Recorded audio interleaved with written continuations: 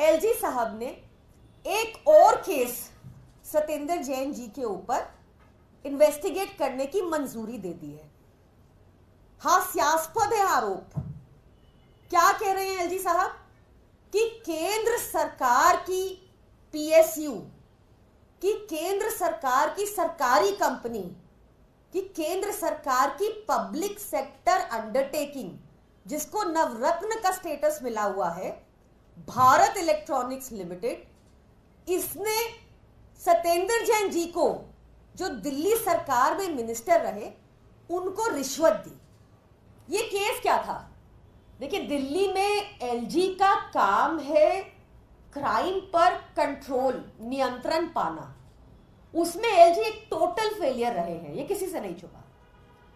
तो अरविंद केजरीवाल जी ने दिल्ली को सेफ बनाने के लिए, स्पेशली महिलाओं के पर्सपेक्टिव से, दिल्ली को सेफ बनाने के लिए और क्रिमिनल्स को पकड़ने के लिए ठान लिया कि पूरी दिल्ली में सीसीटीवी लगाए जाएंगे।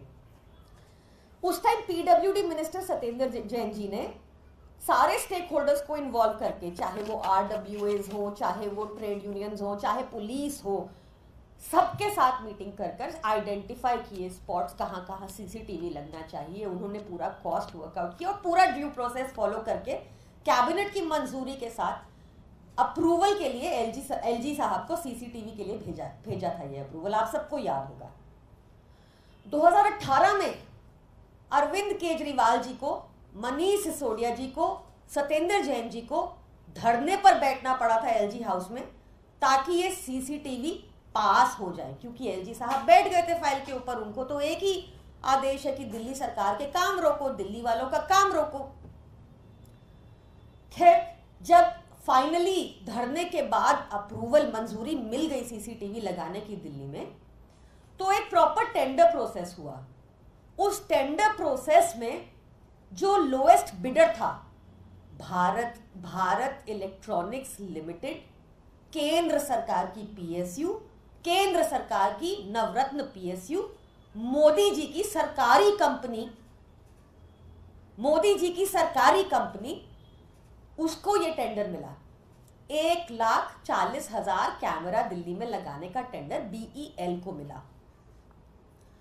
बीईएल लगातार कछुए की चाल पर काम कर रही थी, बहुत स्लो थी।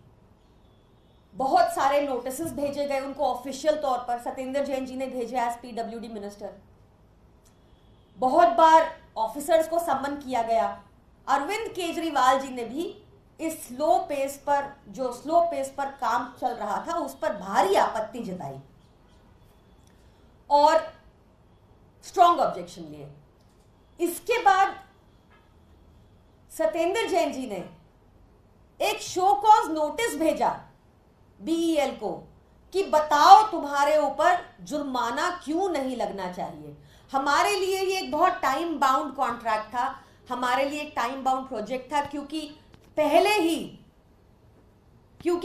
ही इसमें बहुत डिले हो गया था एलजी की अड़चनों और हरकतों के कारण। तो हमारे लिए time was of the essence in this contract. तो उनको नोटिसेस भेजे गए, कहा गया कि बताओ कि तुम पे 16 करोड़ की पेनल्टी क्यों ना लगे। इस नोटिस के बाद बीईएल हरकत में आई और उन्होंने अपना पूरा काम समय रहते खत्म कर दिया। सब समय रहते काम खत्म हो गया तो पेनल्टी नहीं लगी।